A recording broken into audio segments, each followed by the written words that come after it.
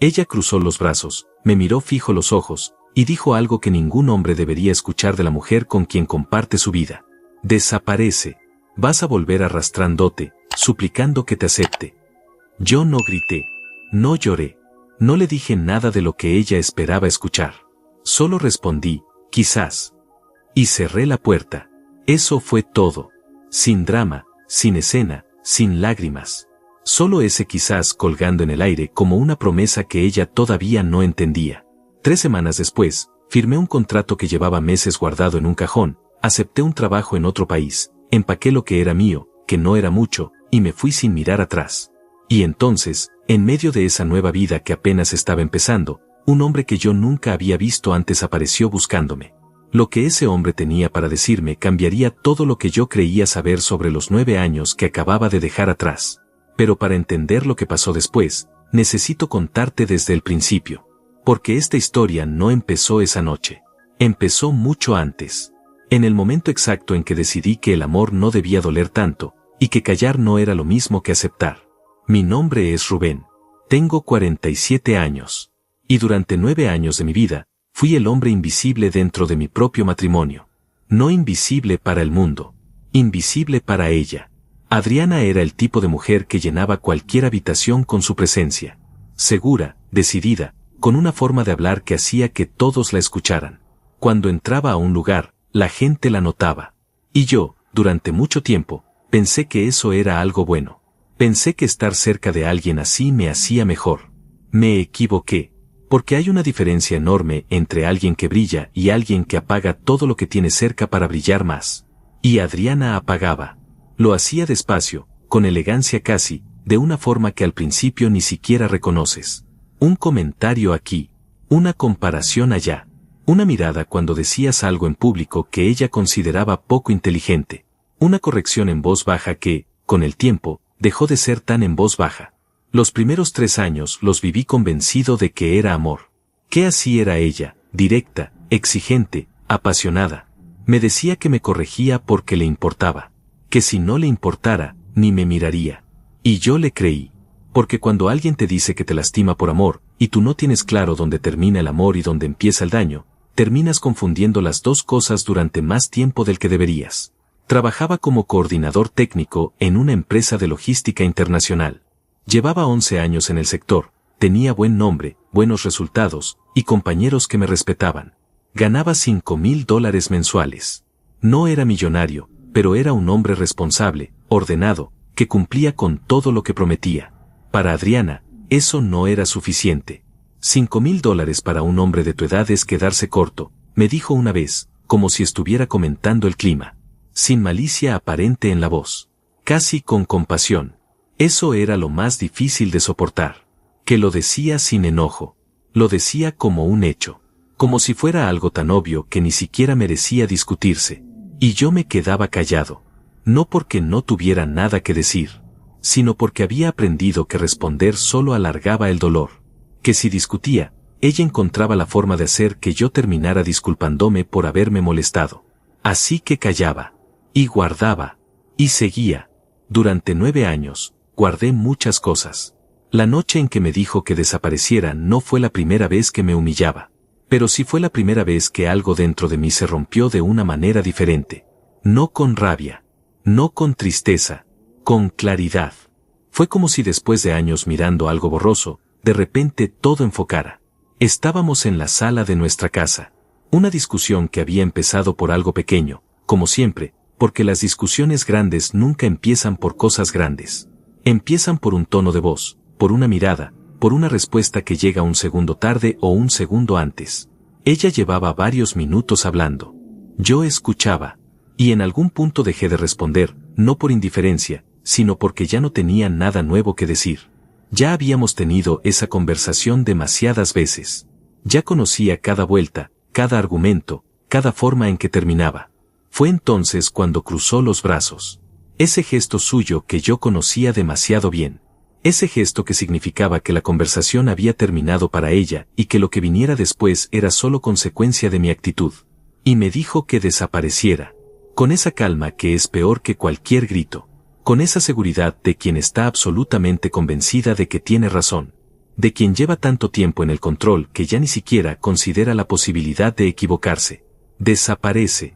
Vas a volver arrastrándote, suplicando que te acepte. Yo la miré en silencio unos segundos. Y respondí, quizás. Ella frunció el ceño apenas un instante. Solo un instante, porque no era la respuesta que esperaba. Esperaba una disculpa, o una discusión, o alguna reacción que le confirmara que yo seguía siendo el hombre que ella podía manejar con una sola frase. Pero no le di ninguna de esas cosas. Me di la vuelta, fui al estudio, abrí el cajón del escritorio, y saqué un sobre que llevaba meses guardado. Un contrato. Una oferta de trabajo en otro país que había recibido hacía casi 4 meses. La había guardado en silencio porque en ese entonces todavía creía que las cosas podían mejorar. Todavía me decía a mí mismo que cualquier matrimonio tiene épocas difíciles. Que aguantar no era lo mismo que rendirse. Esa noche dejé de decirme eso. Agarré el contrato. Busqué un bolígrafo en el cajón. Y firmé. Sin drama. Sin anuncio. Sin darle a Adriana la satisfacción de ver que algo en mí temblaba. Firmé, guardé el sobre, y esa misma noche empecé a hacer las llamadas necesarias para que todo se pusiera en marcha. 3 semanas después estaba en el aeropuerto con 2 maletas y un bolso de mano. Adriana no fue a despedirme. Ni siquiera me llamó esa mañana. Subí al avión, me senté junto a la ventana, y mientras el avión tomaba altura y las luces de la ciudad se hacían pequeñas debajo de mí, no sentí tristeza. Sentí algo que tardé un momento en identificar. Era alivio. Un alivio profundo y quieto, como cuando sueltas algo muy pesado que has cargado tanto tiempo que ya no recuerdas cómo es caminar sin ese peso. Me prometí algo en ese momento, mientras las nubes cubrían todo lo que dejaba atrás. Me prometí que nunca más iba a confundir aguantar con amar. Que nunca más iba a llamar madurez a lo que en realidad era miedo. Y que si algún día volvía, no iba a ser arrastrándome. Lo que no sabía todavía era que pocas semanas después, un hombre que yo nunca había visto en mi vida iba a aparecer buscándome. Y que lo que tenía para decirme iba a cambiar absolutamente todo.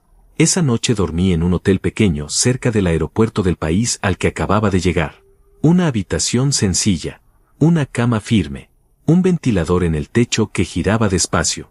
Y yo, sentado en el borde de la cama con la maleta todavía cerrada, mirando la pared como si esperara que me dijera algo. No sentí alivio inmediatamente. Eso sería mentira. Lo que sentí fue una especie de silencio interior que no reconocía. Como cuando apagas una música que llevas tanto tiempo escuchando que ya ni la oías, y de repente el silencio te resulta raro, casi incómodo. Tu cuerpo no sabe cómo estar quieto porque lleva años en tensión constante, y cuando esa tensión desaparece, lo primero que sientes no es paz. Es extrañeza. Me quedé despierto hasta pasadas las 2 de la madrugada.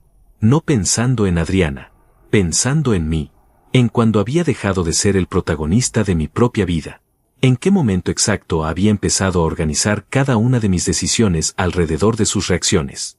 En cuántas veces había dicho que sí cuando quería decir que no, solo para evitar el desgaste de lo que venía después. 9 años es mucho tiempo. 9 años dejan huella. A la mañana siguiente me levanté temprano, me duché, y me preparé para el primer día en la empresa. El contrato que había firmado me ubicaba como coordinador de operaciones regionales.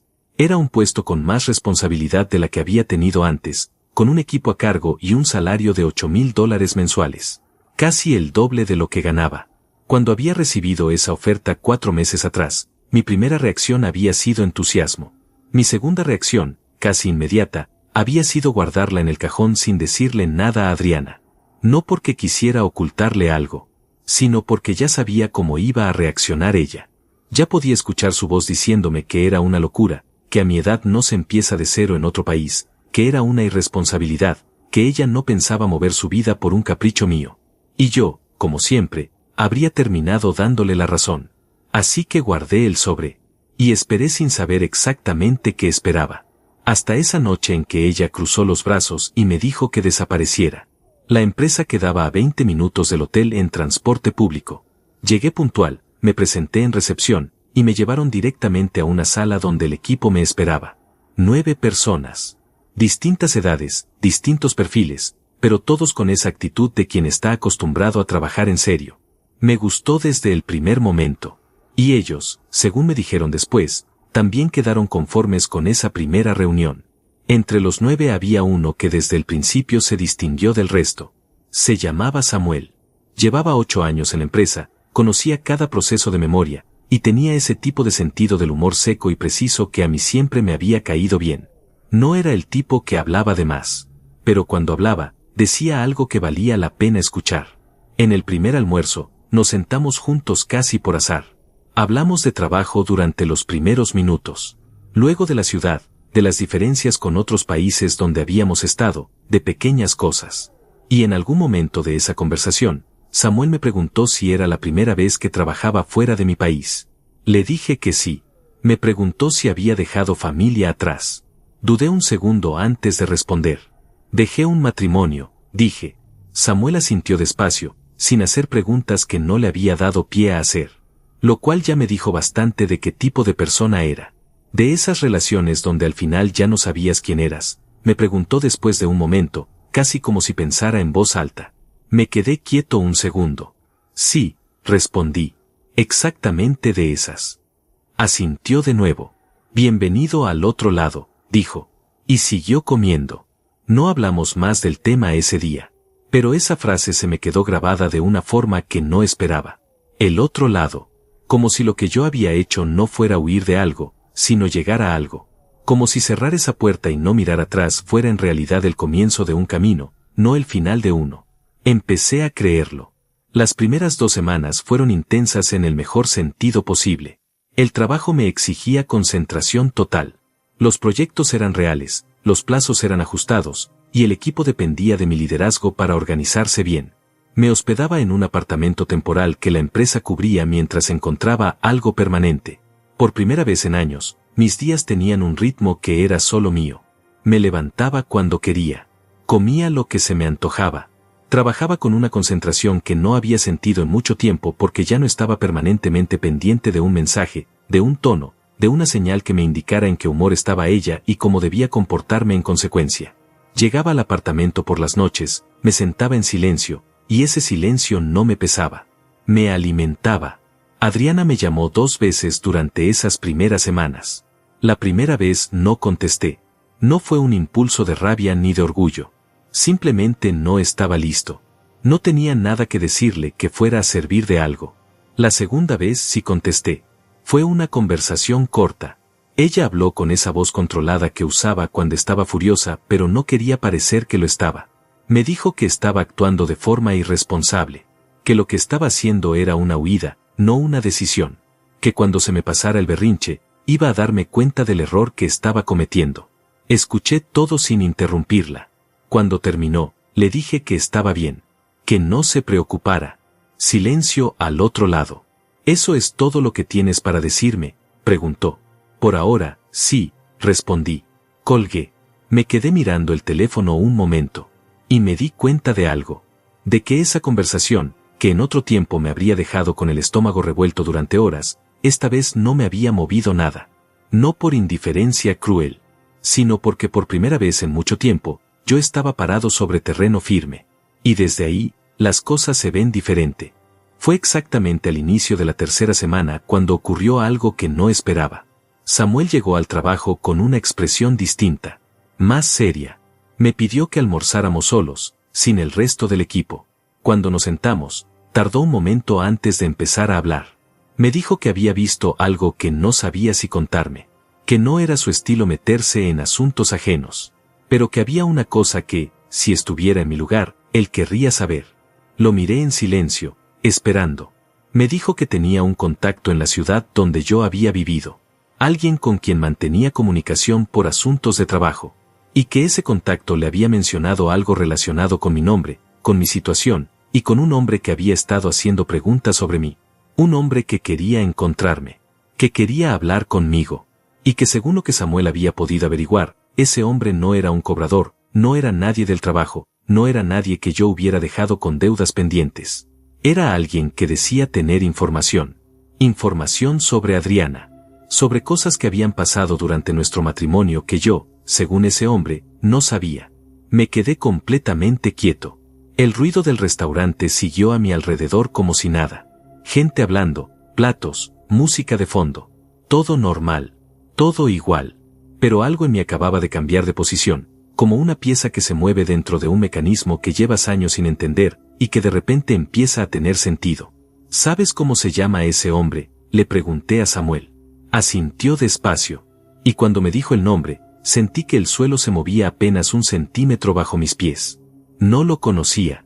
Pero lo que vino después de conocerlo iba a hacer que todo lo que yo creía saber sobre mi matrimonio se desmoronara, capa por capa, hasta dejar al descubierto algo que nunca me había imaginado encontrar. Samuel me dio el número esa misma tarde. Lo escribió en un papel pequeño, a mano, como si no quisiera que quedara registro en ningún teléfono. Me lo entregó sin decir mucho más. Solo añadió que su contacto le había dicho que ese hombre llevaba más de 2 semanas intentando localizarme, que no había presionado, que no había amenazado, que simplemente había preguntado con insistencia tranquila, de la forma en que pregunta a alguien que sabe que tiene tiempo pero que también sabe que lo que carga no puede esperar indefinidamente. Esa noche no llamé. Me senté en el apartamento con el papel en la mano y lo miré durante un buen rato. Pensé en todas las razones por las que podía ser una mala idea. Pensé en que no conocía a ese hombre, en que no sabía qué quería exactamente, en que podía ser algo sin importancia exagerado por el teléfono descompuesto de los contactos de Samuel. Pero también pensé en esa frase, información sobre Adriana, sobre cosas que habían pasado durante nuestro matrimonio que yo no sabía. Y por más que quise decirme que probablemente no era nada, algo en el fondo no me lo creyó. A la mañana siguiente, antes de entrar al trabajo, salí al pasillo del edificio y marqué el número. Sonó 3 veces. Una voz de hombre contestó. Mayor que yo, calculé, con un acento tranquilo, pausado, de alguien acostumbrado a medir sus palabras antes de soltarlas. Me preguntó si era Rubén. Le dije que sí. Hizo una pausa breve. Y luego dijo algo que no esperaba. Me llamo Ezequiel. No nos conocemos. Pero conocí muy bien a su esposa. Y hay cosas que usted merece saber antes de que sea demasiado tarde para que importen. Me apoyé contra la pared del pasillo. Adelante, dije. Y Ezequiel empezó a hablar. Me dijo que tenía 71 años. Que había trabajado durante décadas en el sector financiero. Que era el padre de un hombre que, según me explicó despacio, había tenido una relación cercana con Adriana durante los últimos años. Me quedé quieto. Siguió hablando. Me dijo que no llamaba para hacerme daño ni para revolver heridas. Que si hubiera querido quedarse callado, le habría sido mucho más fácil. Que la razón por la que había buscado mi número, por la que había hecho preguntas durante semanas hasta dar con alguien que pudiera conectarlo conmigo, era una sola. Que lo que estaba pasando no era solo una traición emocional. Había algo más. Algo que involucraba dinero. Sentí que el aire en el pasillo se volvía más denso. Le pedí que me explicara con calma, desde el principio, sin saltarse nada. Y Ezequiel, con esa voz pausada suya, empezó a contarme una historia que yo nunca había imaginado escuchar. Me dijo que su hijo, Rodolfo, había conocido a Adriana aproximadamente 3 años atrás. Que la relación había empezado de forma discreta, casi invisible, y que él, como padre, había tardado en entender exactamente qué tipo de vínculo era. Que Rodolfo siempre había sido reservado con sus asuntos personales y que Ezequiel respetaba eso. Pero que hace unos meses, Rodolfo había empezado a tomar decisiones financieras que Ezequiel no entendía. Movimientos de dinero. Transferencias. Una cuenta abierta a nombre de una empresa pequeña que Ezequiel no reconocía y que, cuando investigó, no tenía actividad comercial real. Solo entradas y salidas de dinero. Me dijo que cuando le preguntó a Rodolfo directamente, su hijo le dijo que era una inversión. Un proyecto. Algo que estaba desarrollando con una socia de confianza. Ezequiel era un hombre de finanzas. Sabía exactamente cómo huele una mentira cuando está disfrazada de negocio. Así que siguió investigando por su cuenta. Y lo que encontró lo llevó, después de mucho pensarlo, a buscarme a mí. La socia de confianza de Rodolfo era Adriana. La empresa pequeña sin actividad real había sido abierta 18 meses atrás. El dinero que entraba en esa cuenta venía de distintas fuentes, algunas vinculadas a Rodolfo, pero otras, me dijo Ezequiel con una calma que me heló por dentro, vinculadas a gastos y movimientos que correspondían al periodo en que Adriana y yo seguíamos casados y compartíamos finanzas. Me detuve ahí. ¿Está diciéndome que Adriana movió dinero nuestro hacia esa cuenta?, pregunté. Eso es lo que los registros sugieren, dijo Ezequiel. No tengo todos los detalles. Pero tengo suficiente para decirle que usted debería hablar con alguien que pueda revisar sus cuentas conjuntas con lupa. Porque lo que yo encontré desde afuera no es pequeño. El pasillo seguía igual. Las mismas paredes, la misma luz, el mismo ruido lejano del ascensor. Pero yo ya no era el mismo hombre que había marcado ese número 20 minutos antes. Le pregunté a Ezequiel por qué hacía esto. ¿Por qué se tomaba el trabajo de buscarme, de contarme todo esto, siendo que su propio hijo estaba involucrado? Hubo una pausa larga. Porque tengo una hija de la edad de usted, dijo finalmente. Y si alguien le estuviera haciendo esto a ella, querría que hubiera una persona en el mundo con suficiente decencia para decírselo. No supe qué responder a eso. Solo le agradecí. Le dije que iba a investigar. Que no iba a tomar decisiones apresuradas, pero que lo que me había dicho no iba a quedar sin respuesta. Antes de colgar, me dijo una cosa más. Me dijo que Adriana no sabía que él me había contactado. Que Rodolfo tampoco lo sabía. Que era importante que eso se mantuviera así por el momento, porque si cualquiera de los dos se enteraba de que yo estaba al tanto, las cosas podrían moverse de una forma que me perjudicara. Usted tiene ventaja ahora mismo, me dijo. No la pierda siendo impulsivo. Colgué. Me quedé parado en ese pasillo un tiempo que no supe medir. Pensé en los 9 años. En las noches trabajando hasta tarde para sostener una vida que creía que era compartida. En las veces que Adriana me había dicho que era un hombre sin ambición, sin visión, sin futuro. En el tono de compasión agotada con que me había dicho que $5,000 mensuales era quedarse corto para un hombre de mi edad. Y mientras tanto, por detrás, moviendo dinero. Construyendo algo con otro. Usando lo que era de los dos como si fuera solo de ella. La rabia llegó. No voy a mentir y decir que no llegó. Llegó fuerte, caliente, con esa claridad terrible que tiene la rabia cuando finalmente tiene un nombre y una forma concreta. Pero la dejé estar solo un momento. Porque Ezequiel tenía razón. La ventaja que yo tenía en ese momento era que ellos no sabían que yo sabía. Y esa ventaja solo valía si yo la usaba bien. Esa tarde, después del trabajo, le conté a Samuel lo que Ezequiel me había dicho. No todo. Lo suficiente para que entendiera la gravedad. Samuel me escuchó sin interrumpir. Cuando terminé, asintió despacio y dijo algo que se me quedó grabado. Entonces no te fuiste en el momento equivocado, dijo. Te fuiste justo a tiempo. Tenía razón. Y ahora necesitaba encontrar a alguien que me ayudara a entender exactamente cuánto había perdido. Y cómo recuperarlo. Esa noche no dormí bien. No fue una de esas noches de insomnio donde la mente da vueltas sin dirección. Fue lo contrario. Mi mente estaba demasiado activa, demasiado enfocada, procesando cada palabra que Ezequiel me había dicho con una precisión que no me dejaba descansar. 18 meses. Eso era lo que él había mencionado. La cuenta había sido abierta 18 meses atrás. Lo que significaba que mientras yo seguía levantándome cada mañana, yendo al trabajo, depositando mi sueldo en la cuenta conjunta, creyendo que construíamos algo juntos aunque ese algo se sentía cada vez más frío y más vacío, Adriana ya había empezado a construir otra cosa. Sin decirme nada. Sin darme ninguna señal. O quizás sí me había dado señales y yo había decidido no verlas. Eso era lo que más me costaba aceptar esa noche. No la traición en sí, sino la posibilidad de que hubiera habido momentos en que algo no cerraba, algo no encajaba, algo se sentía ligeramente fuera de lugar, y yo lo había dejado pasar porque era más fácil que hacer las preguntas que no quería tener que hacer. Me levanté antes de que sonara la alarma. Preparé café, me senté frente a la ventana, y empecé a ordenar todo lo que recordaba. Los movimientos en la cuenta conjunta durante el último año y medio.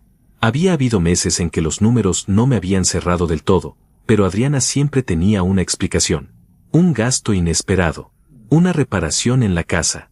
Algo relacionado con su trabajo que requería una inversión inicial. Y yo, que no era el tipo de hombre que revisaba cada línea del estado de cuenta porque confiaba, porque ese era el tipo de hombre que yo era, había aceptado las explicaciones sin profundizar. Confianza. Esa palabra me pesó de una forma nueva esa mañana.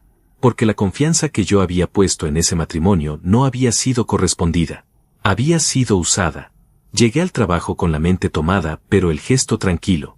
Esa era una habilidad que había desarrollado durante años de matrimonio con Adriana, la de mantener la superficie quieta mientras por dentro todo se movía. No era algo de lo que me enorgulleciera, pero esa mañana me resultó útil. A media mañana le pedí a Samuel si conocía a algún abogado de confianza en la ciudad. Alguien discreto, competente, que manejara asuntos de derecho familiar y financiero. Samuel no me preguntó por qué. Solo asintió y me dijo que tenía exactamente la persona indicada. David era abogado desde hacía más de 20 años. Había trabajado en varios países, hablaba con la precisión de alguien que ha visto demasiadas situaciones complicadas como para sorprenderse con facilidad, y tenía esa actitud de calma absoluta que transmiten las personas que saben exactamente lo que hacen. Nos reunimos esa misma tarde, después del trabajo, en una oficina pequeña pero ordenada que transmitía seriedad sin pretensiones. Le conté todo. Desde el principio. El matrimonio, los años, el deterioro gradual, la noche en que Adriana me dijo que desapareciera, el contrato firmado, el viaje, la llamada de Ezequiel, lo que Ezequiel me había revelado sobre Rodolfo y la cuenta sin actividad real. David escuchó todo sin interrumpirme una sola vez. Cuando terminé, se recostó levemente en su silla y juntó las manos sobre el escritorio. Bien, dijo. Lo primero que necesitamos establecer es si todavía están legalmente casados. Le dije que sí, que no habíamos iniciado ningún proceso de separación formal. Asintió despacio. Entonces usted todavía tiene derechos sobre los bienes conyugales. Y si lo que le dijo ese hombre es cierto, y hay movimientos de dinero desde cuentas conjuntas hacia una cuenta privada de ella, eso es relevante desde el punto de vista legal. Me explicó que lo primero era conseguir información concreta, que las palabras de Ezequiel eran un punto de partida, pero que para que sirvieran de algo necesitábamos documentos, estados de cuenta, registros de transferencias, todo lo que pudiera demostrar en papel lo que hasta ahora solo existía en una conversación telefónica. Me preguntó si todavía tenía acceso a las cuentas conjuntas. Le dije que técnicamente sí, que nadie me había quitado ese acceso porque nadie había imaginado que yo lo fuera a usar desde otro país con esta intención. David esbozó algo que no era exactamente una sonrisa, pero se le parecía. Entonces empiece por ahí, me dijo. Con calma, sin mover nada, solo mirando. Y guarde todo lo que encuentre. Esa noche, con una concentración que no sentía desde hacía años, entré a la plataforma del banco donde Adriana y yo teníamos la cuenta conjunta. Lo que encontré me tomó más de 2 horas procesar. No porque fuera difícil de entender, sino porque cada línea que leía era un pedazo de los últimos 9 años visto desde un ángulo que nunca había usado. Había transferencias regulares. Montos que no eran escandalosos individualmente, lo suficientemente discretos como para no disparar una alarma inmediata, pero que sumados a lo largo de 18 meses construían una cifra que me dejó quieto frente a la pantalla. Más de $43,000. Salidos de la cuenta conjunta en transferencias distribuidas, algunas etiquetadas como gastos del hogar, otras como pagos de servicios que yo nunca había visto reflejados en nada concreto dentro de la casa. $43,000. Tomé capturas de todo.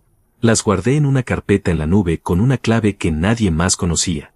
Las organicé por fecha, por monto, por descripción. Y cuando terminé, me recosté en la silla y miré el techo durante un momento largo. Pensé en la forma en que Adriana me había mirado esa noche con los brazos cruzados. En esa certeza absoluta con que me había dicho que iba a volver arrastrándome. En la seguridad de quien siente que tiene todo bajo control. Y entendí algo que antes no había visto con tanta claridad.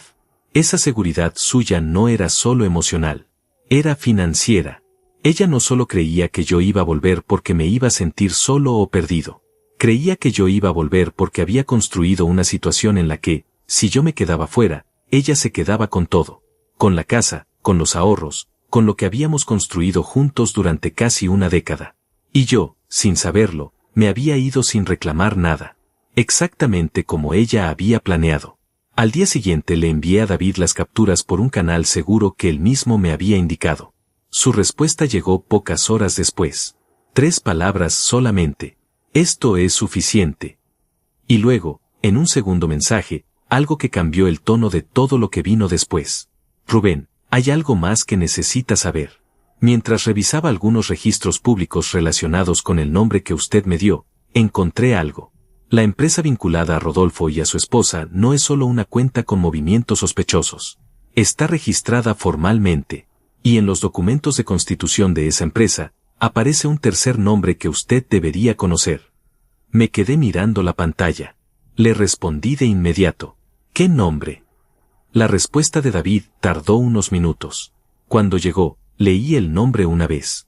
Y luego lo leí de nuevo, porque la primera vez no lo creí. El nombre que David me había enviado era Hortensia, la madre de Adriana.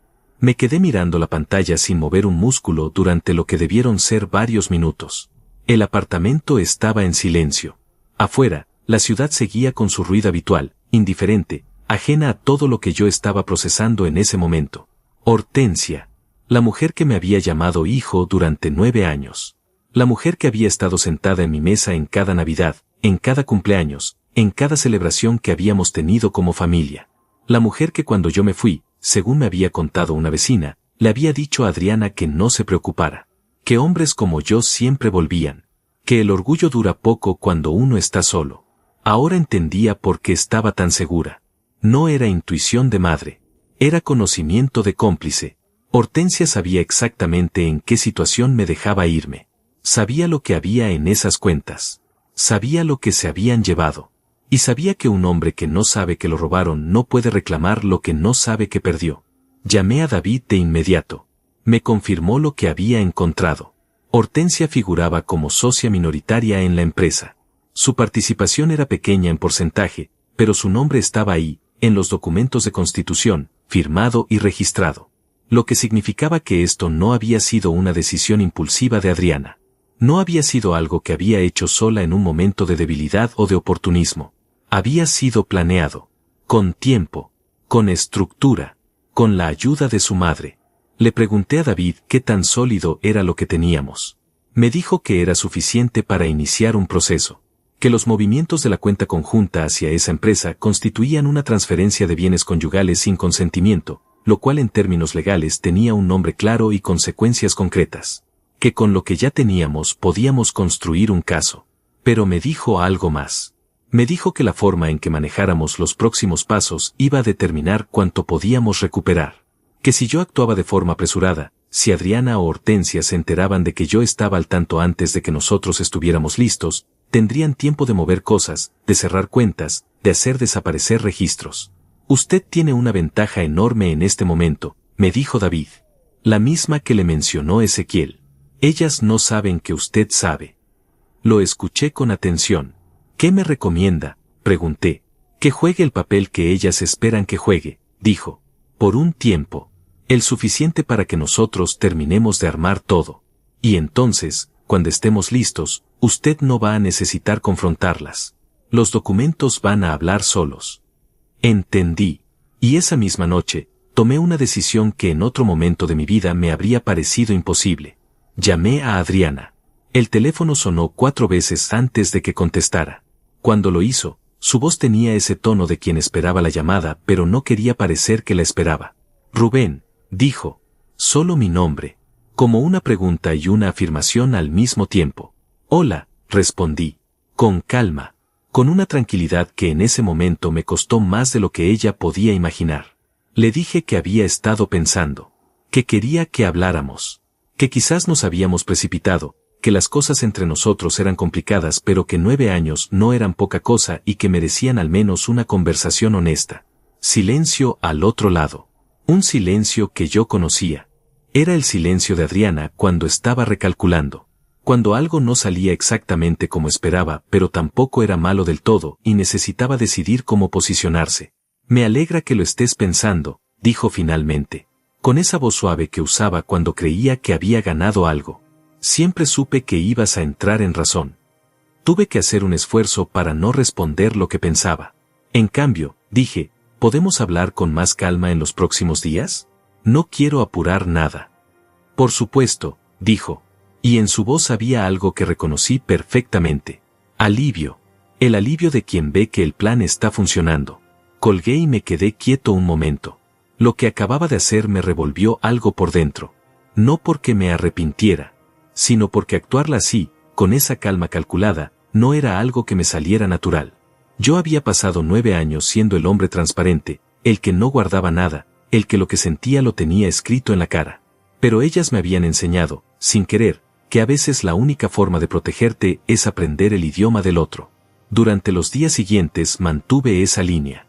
Llamadas cortas con Adriana, espaciadas, con un tono de hombre que está reconsiderando pero sin apurarse. Suficiente para mantenerla tranquila. Suficiente para que no sintiera que necesitaba mover nada ni protegerse de nada. Y mientras tanto, David trabajaba. Fue en ese periodo cuando ocurrió algo que no había anticipado. Hortensia me llamó. Su voz tenía ese calor estudiado que tienen las personas que saben usar la calidez como herramienta. Me dijo que se alegraba de saber que Adriana y yo estábamos hablando. Que siempre había creído que éramos una pareja que podía superar cualquier cosa.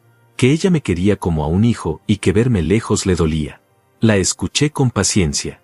Y luego, casi sin querer, Hortensia dijo algo que no debería haber dicho.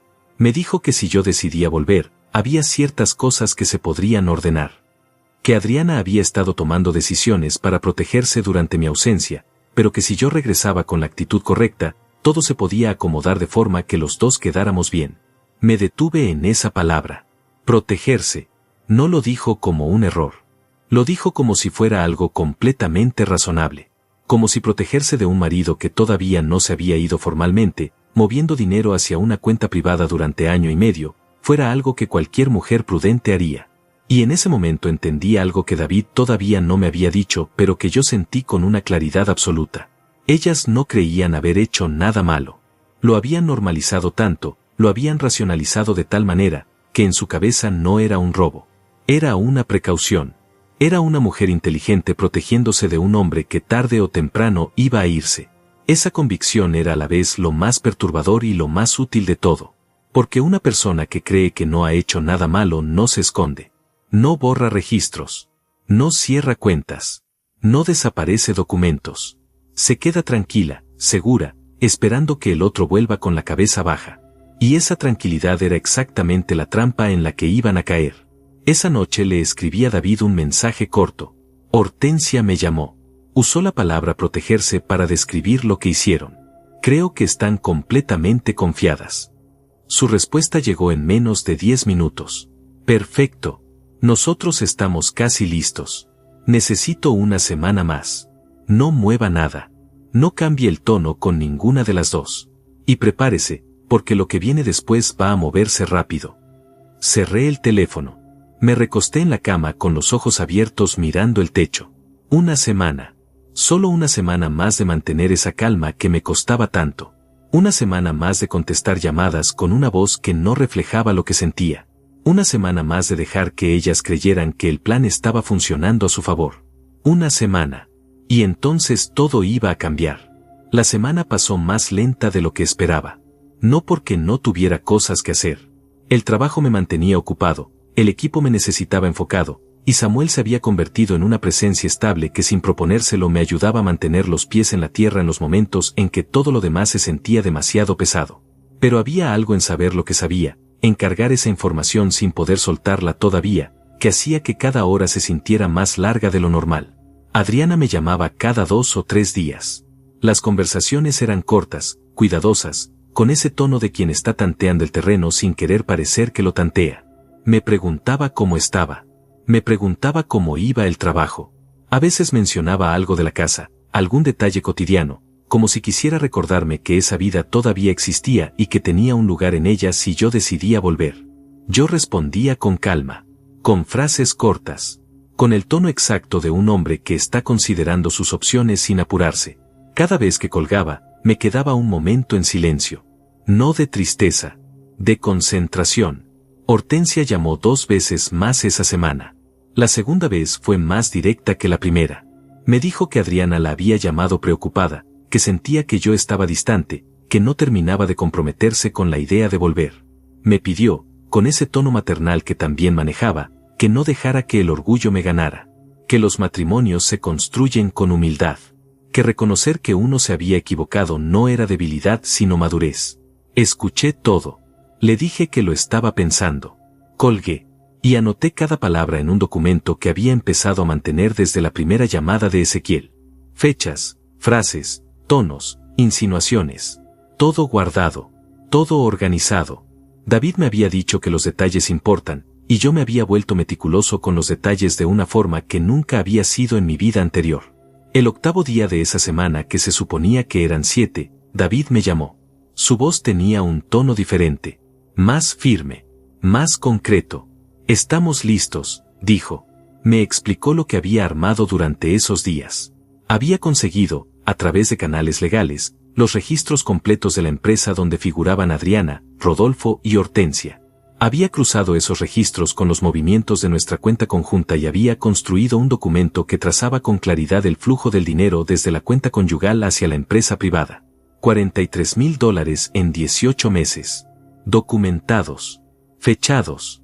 Irrefutables. Además, David había hablado con Ezequiel, quien había aceptado formalizar su testimonio por escrito. No como acusación contra su hijo, sino como declaración de los hechos que había observado y que lo habían llevado a contactarme. Tenemos suficiente para iniciar el proceso de divorcio con reclamación de bienes, me dijo David. Y tenemos suficiente para que cualquier juez vea con claridad lo que ocurrió. Le pregunté cuál era el siguiente paso. Me dijo que había 2 caminos.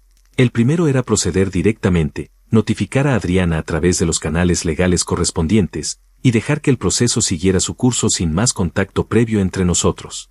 El segundo era darle a Adriana la oportunidad de enfrentarse a las pruebas antes de que el proceso se hiciera completamente público. Una reunión. Controlada. Con todo sobre la mesa. ¿Cuál prefiere usted?, me preguntó David. No tardé mucho en responder. La reunión, dije. Quiero mirarla a los ojos cuando lo sepa. David entendió sin que tuviera que explicarle más. Organizamos todo con cuidado. La reunión iba a ser por videollamada, dado que yo estaba en otro país. David estaría presente desde su oficina, en pantalla, como mi representante legal. Yo estaría en otra pantalla. Y Adriana, a quien se le diría simplemente que yo quería tener una conversación importante, estaría en la casa que había sido nuestra. No le dijimos que David iba a estar. No le dijimos de qué trataba la conversación. Solo le dije que era algo que necesitaba que escuchara. Que era importante. Que por favor estuviera disponible el jueves a las 7 de la tarde. Ella dijo que sí sin dudarlo. Y yo supe, por la rapidez de ese sí, que estaba confiada. Que en su cabeza, esa conversación era el momento en que yo finalmente iba a decir lo que ella llevaba semanas esperando escuchar. Que volvía. El jueves llegó con una calma exterior que yo había aprendido a construir, pero que por dentro se sentía como estar parado al borde de algo muy alto. A las 7 en punto, abrí la videollamada. Adriana apareció en pantalla. Estaba en la sala de nuestra casa. Había elegido sentarse en el sillón grande, el de siempre, con una lámpara encendida detrás que le daba a la imagen un aspecto casi doméstico, casi normal. Llevaba el cabello recogido. Tenía una expresión que intentaba ser neutra pero que no lograba ocultar del todo la expectativa que había debajo. «Hola», dijo. «Hola», respondí. Hubo un segundo de silencio. Y entonces activé la segunda pantalla. El rostro de David apareció en la llamada. Vi el cambio en la expresión de Adriana de forma inmediata. No fue dramático. Fue sutil, casi imperceptible para alguien que no la conociera bien. Pero yo la conocía. Vi cómo los ojos se le afinaron apenas 1 milímetro. Vi cómo algo en su postura cambió de vertical a ligeramente contenida. «¿Quién es esa persona?», preguntó. Con calma todavía. Pero una calma diferente a la de hacía 30 segundos. «Es mi abogado», dije. «Se llama David. Va a estar presente en esta conversación». Pausa. «¿Tu abogado?». No era una pregunta. Era una recalibración. «Sí». Otro silencio. Vi que Adriana se acomodaba levemente en el sillón. Reconstruyendo. Reposicionándose. «No sabía que esto iba a ser una conversación legal», dijo. Con un tono que intentaba sonar ofendido pero que en realidad era cauteloso.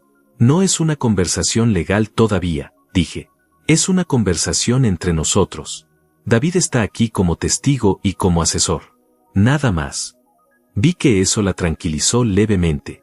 Lo suficiente. David tomó la palabra entonces. Con esa voz suya de 20 años de experiencia, presentó los documentos uno por uno. Sin dramatismo. Sin acusaciones directas. Solo hechos. Fechas. Montos. Transferencias. El nombre de la empresa. Los 3 nombres en los documentos de constitución. Adriana no habló durante varios minutos. La vi procesar. La vi calcular. La vi buscar la salida que no encontraba porque no había ninguna. Cuando finalmente habló, eligió el camino que yo había anticipado pero que de todas formas dolió escuchar. Dijo que todo tenía una explicación.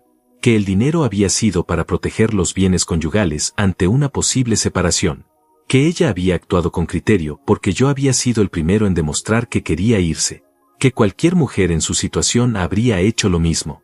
La escuché decir todo eso sin interrumpirla, y cuando terminó, le hice una sola pregunta. ¿Me lo consultaste antes de hacerlo? Silencio. Me dijiste en algún momento que estabas abriendo esa cuenta, que estabas constituyendo esa empresa, que estabas transfiriendo dinero que era de los dos hacia una estructura privada que yo no conocía. Más silencio. ¿Sí o no, Adriana? La vi respirar. No, dijo finalmente, en voz baja, casi inaudible. Eso es todo lo que necesitaba escuchar, dije. David retomó la palabra y le explicó con precisión lo que venía. El proceso de divorcio, la reclamación de bienes, los documentos que ya estaban preparados, los plazos, las opciones que ella tenía desde el punto de vista legal y los tiempos en que debía responder. Adriana escuchó todo con una expresión que yo no le había visto nunca. No era rabia, no era tristeza, era la expresión de alguien que acaba de entender que el terreno que creía firme bajo sus pies no lo era. Antes de cerrar la llamada, Adriana me miró directamente a la cámara por primera vez en toda la conversación. No pensé que fueras capaz de esto, dijo. La miré de vuelta. Yo tampoco, respondí, pero resulta que aprendí de los mejores. Y cerré la pantalla. Los días que siguieron a esa videollamada fueron distintos a todo lo que había vivido antes. No fueron fáciles. No voy a decir eso porque sería mentira. Hubo momentos de peso, de silencio incómodo, de esa especie de resaca emocional que queda después de que algo muy grande finalmente se rompe del todo y ya no hay forma de volver a armarlo. Pero tampoco fueron los días más difíciles de mi vida. Los más difíciles habían sido los anteriores. Los de callar. Los de aguantar. Los de convencerme cada mañana de que lo que sentía no era tan grave como parecía. Estos días, aunque pesados, tenían algo diferente. Tenían dirección.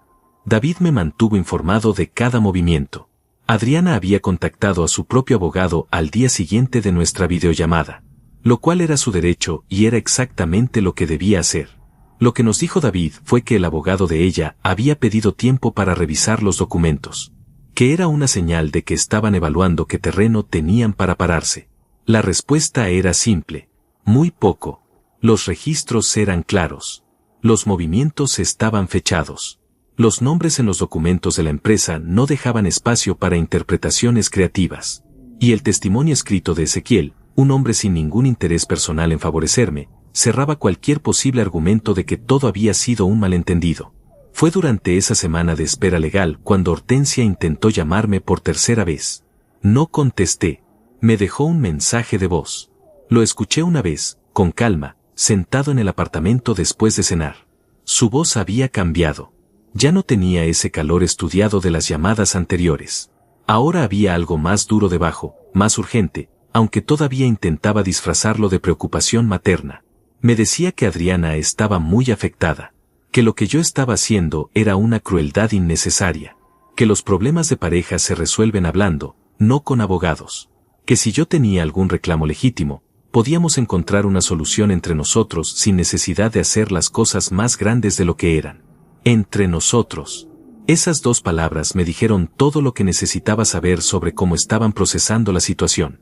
Todavía creían que podían manejarme. Todavía creían que si encontraban el tono correcto, la palabra correcta, la presión emocional correcta, yo iba a ceder. Que el hombre que había callado durante 9 años iba a seguir callando un poco más. No respondí el mensaje.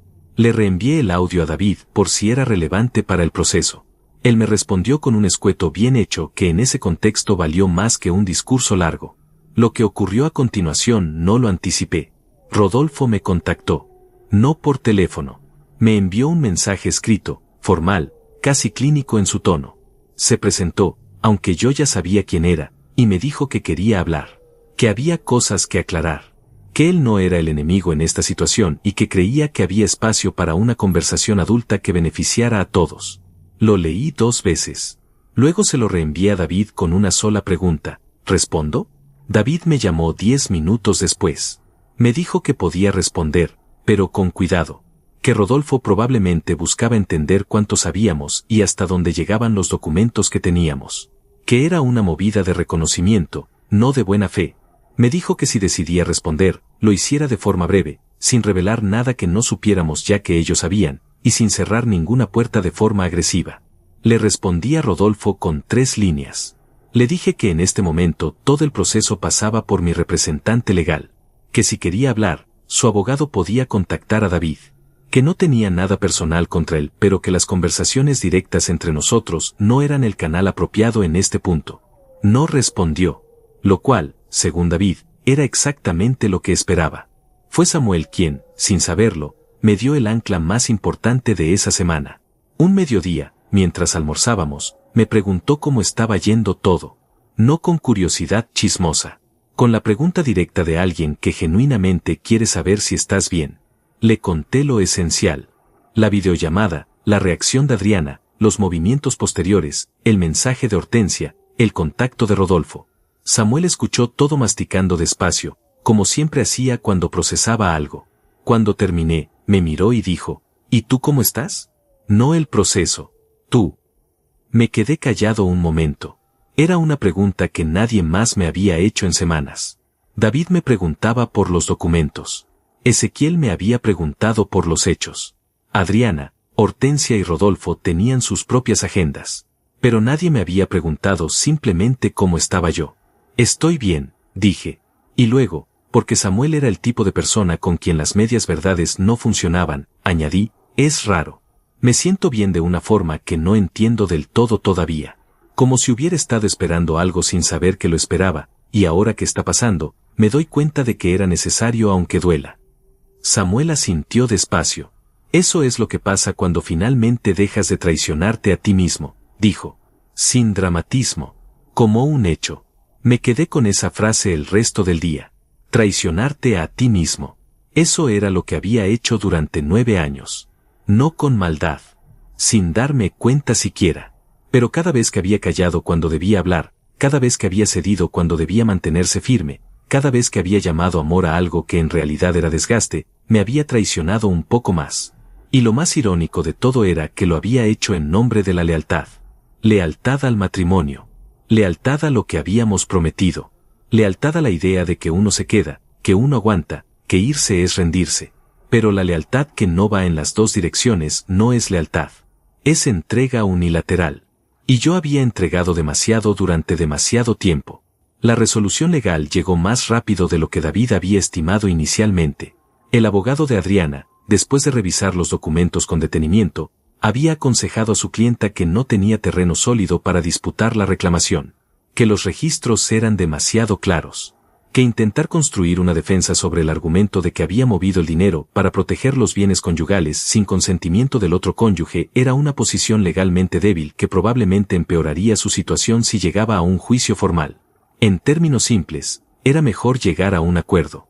El acuerdo que se negoció en los días siguientes contemplaba la devolución del dinero trasladado sin consentimiento, más los intereses correspondientes al periodo, la liquidación equitativa de los bienes conyugales reales, y la disolución del matrimonio sin posibilidad de reclamaciones cruzadas posteriores. $43,000. Más intereses. Más la mitad de lo que habíamos construido juntos durante 9 años. David me llamó cuando todo estaba firmado. Está hecho, me dijo. 2 palabras. Me senté en el borde de la cama, con el teléfono todavía en la mano, y me quedé quieto un momento largo. No sentí euforia. No sentí venganza satisfecha. No sentí ninguna de las cosas que uno imagina que va a sentir cuando algo así llega a su fin. Sentí algo más tranquilo que todo eso. Sentí que había recuperado algo que no era el dinero, ni los bienes, ni ninguna cosa material. Había recuperado la certeza de que yo era el tipo de hombre que no se queda callado cuando le hacen daño. Que tarda, quizás. Que necesita tiempo para ver con claridad. Pero que cuando ve, actúa. Esa noche llamé a Ezequiel. Le agradecí. Con palabras que intentaron estar a la altura de lo que ese hombre había hecho por un desconocido solo porque su conciencia se lo pedía. Le dije que sin él nada de esto habría sido posible. Que su llamada había cambiado el rumbo de las cosas de una manera que yo no iba a olvidar. Ezequiel escuchó en silencio. Y cuando terminé, dijo algo que me sorprendió. Me dijo que él también tenía algo que agradecerme. Me explicó que después de todo lo que había salido a la luz, había tenido una conversación larga y difícil con Rodolfo. Que su hijo, confrontado con los documentos y con las consecuencias legales que se habían desencadenado, había tomado una decisión que Ezequiel no esperaba. Rodolfo había decidido alejarse de Adriana. No solo eso, había decidido buscar ayuda. Había reconocido que la relación lo había llevado a hacer cosas que no eran coherentes con la persona que quería ser, y que necesitaba tiempo para reconstruir eso. A veces, me dijo Ezequiel con esa voz pausada suya, lo que parece una catástrofe desde afuera es lo único que podía sacudir las cosas lo suficiente para que algo bueno pudiera crecer después.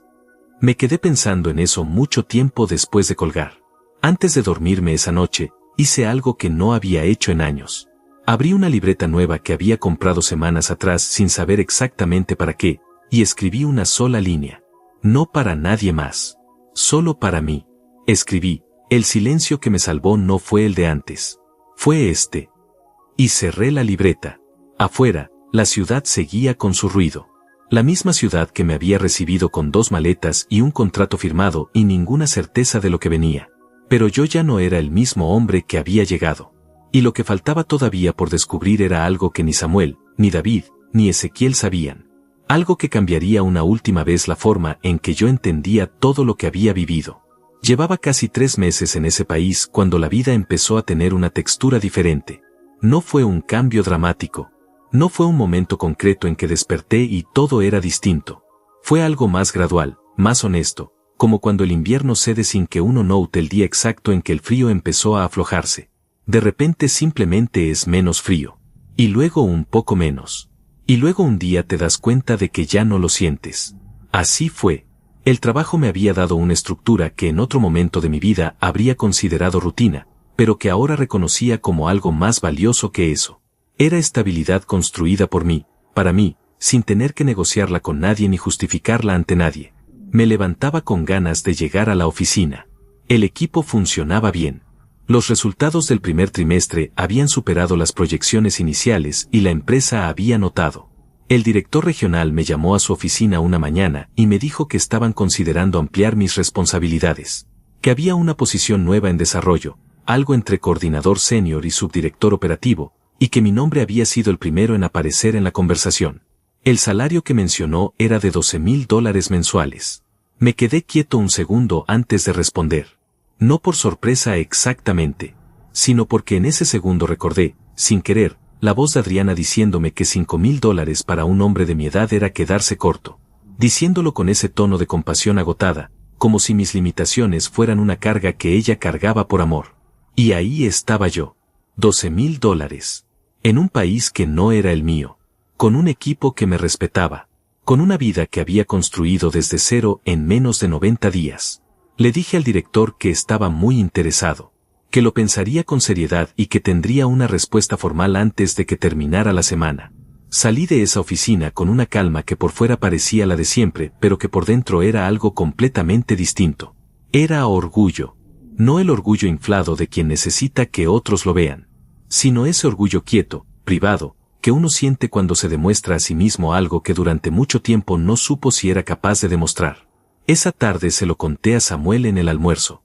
Él sonrió de esa forma suya, discreta, casi invisible. Sorprendido, me preguntó. Un poco, admití. No deberías estarlo, dijo. Llevas 11 años siendo bueno en lo que haces.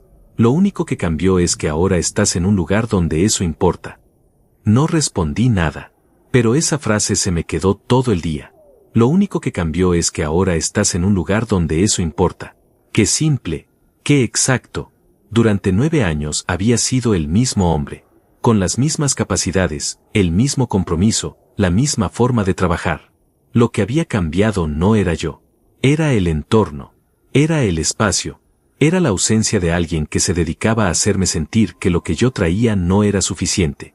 Esa noche, en el apartamento, me senté frente a la ventana con una taza de café y me permitía algo que llevaba meses sin hacer. Pensar en el futuro, no en los documentos, no en el proceso legal, no en Adriana ni en Hortensia ni en Rodolfo, no en lo que había perdido ni en lo que había recuperado, en lo que venía. Y por primera vez en muchos años, pensar en el futuro no me generó angustia, me generó curiosidad.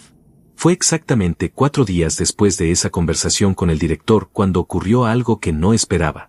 Samuel llegó al trabajo con una expresión que yo ya había aprendido a reconocer. Esa mezcla entre seria y cuidadosa de quien trae algo que no sabe exactamente cómo va a aterrizar. Me pidió que almorzáramos solos otra vez. Cuando nos sentamos, tardó más de lo habitual en empezar.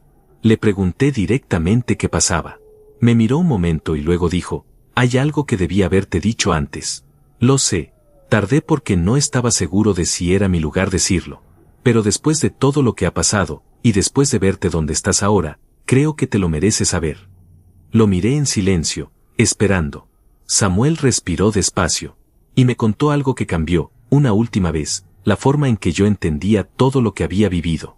Me dijo que él no había llegado a este trabajo por azar. Me dijo que 8 años atrás, él también había salido de una situación muy parecida a la mía. Un matrimonio largo. Una mujer que lo había ido reduciendo despacio. Una traición que había descubierto tarde. Un proceso doloroso que lo había dejado sin nada durante un tiempo. Me dijo que cuando llegó a esta empresa, estaba reconstruyéndose. Que el trabajo lo había salvado en el sentido más literal de la palabra. Que había aprendido, con el tiempo y con mucho esfuerzo, a volver a confiar en su propio criterio. Lo escuché sin interrumpirlo. Y luego me dijo la parte que no esperaba. Me dijo que el contacto que lo había conectado conmigo, la persona que le había dado mi nombre y le había dicho que había un hombre en otra ciudad que necesitaba una oportunidad y que valía la pena dársela, no había sido alguien del sector. Había sido Ezequiel. Me quedé completamente quieto. ¿Ezequiel te contactó a ti antes de llamarme a mí?, pregunté. Samuel asintió. Me explicó que Ezequiel, en el proceso de buscarme, había encontrado la conexión con Samuel a través de redes profesionales. Que antes de localizarme directamente, había hablado con Samuel para entender si yo era el tipo de persona que merecía lo que él estaba a punto de revelarme.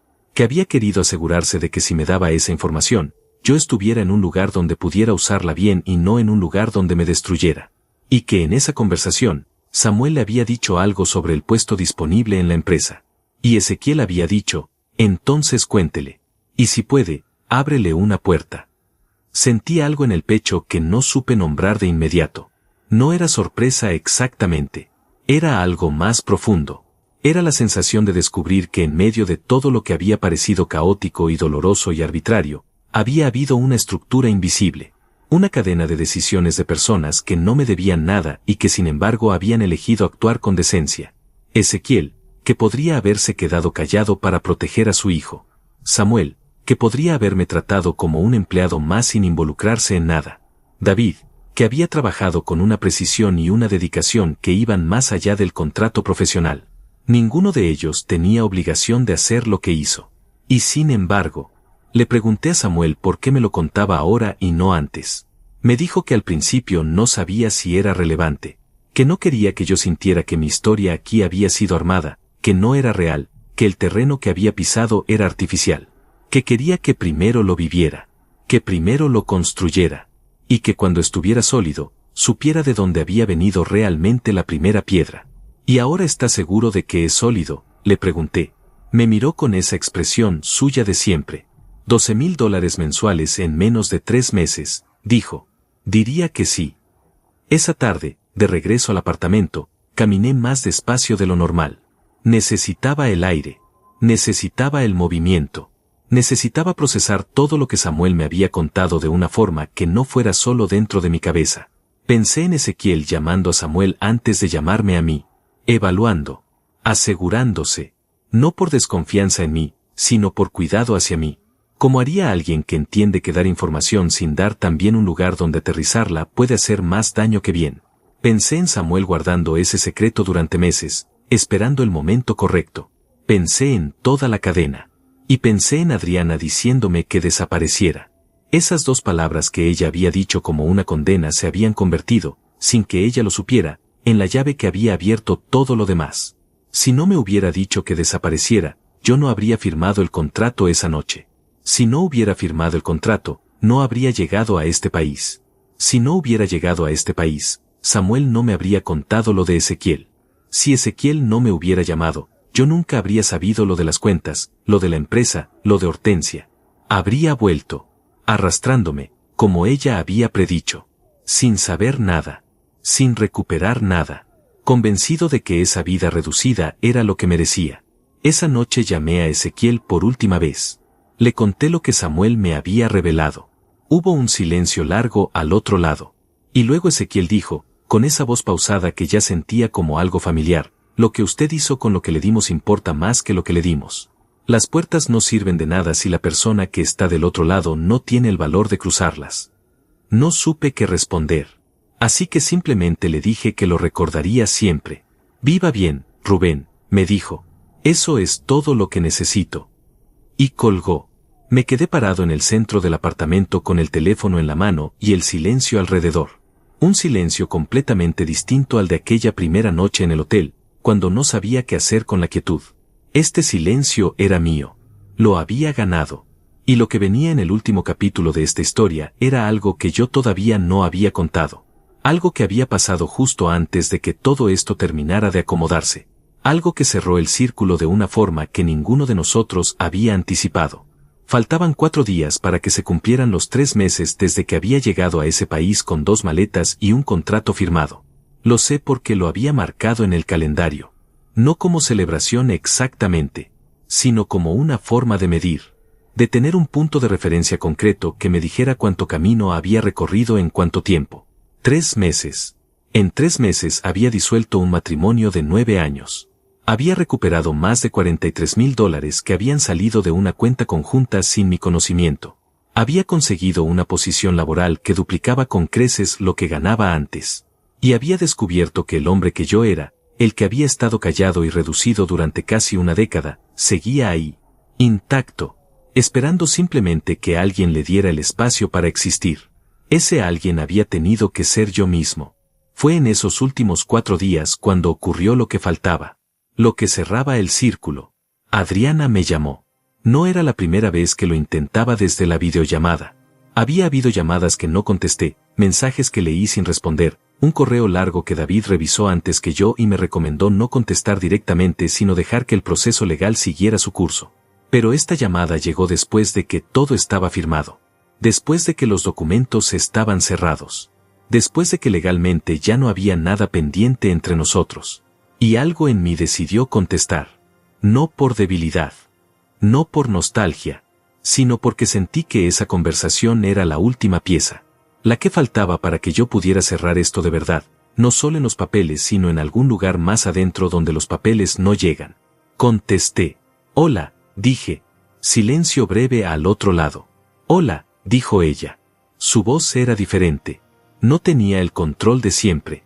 No tenía esa capa de seguridad que había sido su característica durante todos los años que la había conocido. Sonaba más pequeña. No débil. Adriana nunca iba a sonar débil porque no era parte de su naturaleza. Pero sí más honesta. Como si hubiera soltado algo que cargaba desde hacía tiempo y el cuerpo todavía no se hubiera acostumbrado al peso que faltaba. Me dijo que no llamaba para discutir. Que no llamaba para reclamar nada. Que todo lo legal ya estaba cerrado y ella lo aceptaba. Le dije que bien. Hubo un silencio. Y luego dijo algo que no esperaba. Me dijo que lo sentía. Sin rodeos. Sin construcciones elaboradas. Sin el tipo de disculpa que en realidad es una justificación disfrazada. Solo esas 3 palabras, directas, con un peso que reconocí como genuino porque llevaba suficiente tiempo conociéndola como para saber cuando algo le costaba de verdad. Me quedé callado un momento. Le pregunté qué sentía exactamente. No con crueldad. Con la pregunta honesta de alguien que quiere entender, no de alguien que quiere hacer sufrir. Adriana tardó unos segundos. Me dijo que sentía haberme reducido. Que con el tiempo, mirando todo desde afuera, había empezado a ver cosas que desde adentro no había querido ver. Que había confundido sentirse poderosa con hacerlo sentir pequeño. Y que eso no era amor, que lo sabía, aunque en su momento se lo hubiera contado a sí misma de otra manera. Me dijo que lo de las cuentas había sido un error. Que en ese momento lo había racionalizado de todas las formas posibles, que se había convencido de que era prudencia, que era protección, que era lo que cualquier mujer inteligente haría en su situación. Pero que cuando los documentos estuvieron sobre la mesa y no hubo manera de seguir construyendo la historia de otra forma, se había visto con claridad por primera vez en mucho tiempo. Y no le había gustado lo que había visto. Escuché todo sin interrumpirla.